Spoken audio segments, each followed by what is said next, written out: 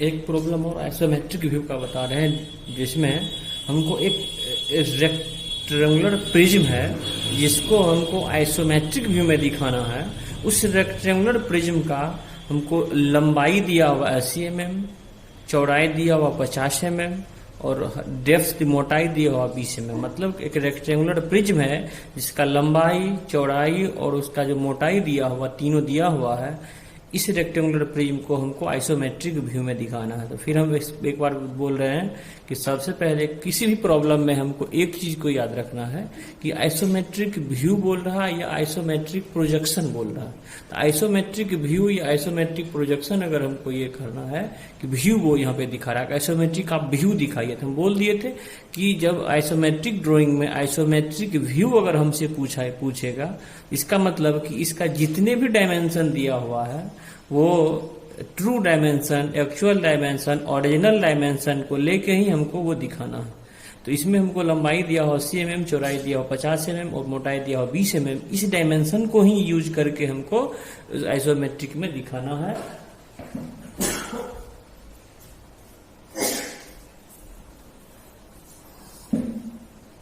Isometric में दिखाना, इसके लिए भी हम फिर क्या करेंगे कि स्केल लेंगे, स्केल से यहां से एक हम एक्सिस ले लेते हैं। अब इस एक्सिस से यहां पे हम एक पॉइंटर लेते हैं।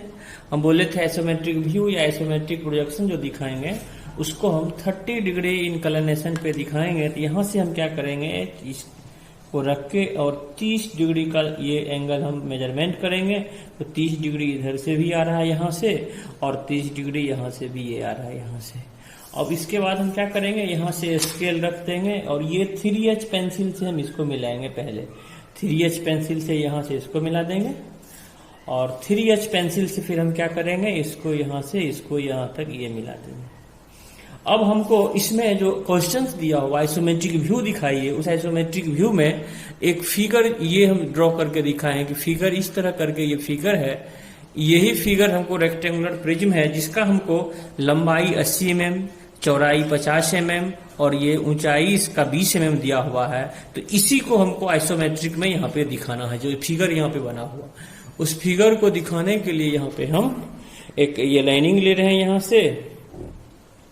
अब इसमें हम क्या करेंगे, इस पॉइंट से लाइनिंग लेने के बाद इसको कि यहाँ से अब हम क्या करेंगे कि लंबाई 80 mm है। तो अगर हम नोमेनक्लेचर कर देते हैं तो ये लंबाई 80 mm, तो यहाँ से क्या करेंगे, स्केल रख देंगे और इसका लंबाई हम 80 mm जहाँ पे होगा उस पॉइंट को हम डार्क कर देंगे, मेजरमेंट कर लेंगे यहाँ से। ये जो है मेरा वो 80 mm और यहाँ से फिर हमको ये जो चौड़ाई है उसका 50 mm दिया हुआ है। तो यहाँ से हम क्या करेंगे कि फिर 50 mm पे ये मैकेनिकल पेंसिल से इसको हम डार्क कर देंगे। और इसके बाद इसका जो ऊंचाई जो दिया हुआ है वो दिया हुआ 20 mm। तो यहाँ से हम क्या करेंगे इसको कि 20 mm का ऊंचाई यहाँ से, 20 mm का ऊंचाई हमको यहाँ से और 20 mm का ऊंचाई हम क्या करेंगे इस पॉइंट से, यानी सभी पॉइंट से इसका डेप्थ को 20 mm की ऊंचाई ये ले लेंगे। और इसके पैरेलल में हम यहाँ से इसको मिला देते हैं, ये पॉइंट से इसको मिला देंगे ड्राफ्टर स्केल से और ये पॉइंट से हम इसको मिला देते हैं ये। तो यहाँ से ये पॉइंट यहाँ से मिल गया। अब हम क्या करेंगे कि इस स्केल को इसके पैरेलल में, यानी यहाँ से इसके पैरेलल में हम एक लाइनिंग खींच देते हैं जिसका भी लंबाई कितना होगा वो 80 mm ही होगा यहाँ से यहाँ तक। और यहाँ से इस पॉइंट से इसको रख के हम मिला देते हैं। तो ये भी लंबाई हमको कितना होगा वो 50 है। अब यहाँ से हमको इस रेक्टेंगुलर प्रिज्म को आइसोमेट्रिक में दिखा दिए। ये जो एंगल रहेगा वो एंगल को मेंशन करेंगे, ये भी 30 डिग्री। ये जो एंगल होगा ये भी एंगल को हम मेजरमेंट कर देंगे 30 डिग्री। और यहाँ पे डायमेंशन करके दिखाएंगे। तो डायमेंशन करने के लिए हम बोले थे सबसे पहले 5 mm हट के ऑब्जेक्ट से एक्सटेंशन लाइन और यहाँ से ये भी एक्सटेंशन लाइन और यहाँ से इसको हम डायमेंशन लाइन से इसको मिला देते हैं। ये डायमेंशन लाइन हो गया। यहाँ से फिर हम क्या करेंगे, इस पॉइंट से एक्सटेंशन लाइन और ये पॉइंट से भी एक्सटेंशन लाइन और ये पॉइंट से इसको हम यहाँ से डायमेंशन कर देते हैं। ये पॉइंट से यहाँ से, ये पॉइंट को यहाँ से। उसके बाद ये डायमेंशन लाइन इसका है, तो ये भी यहाँ से हम इसको भी डायमेंशन कर देते हैं।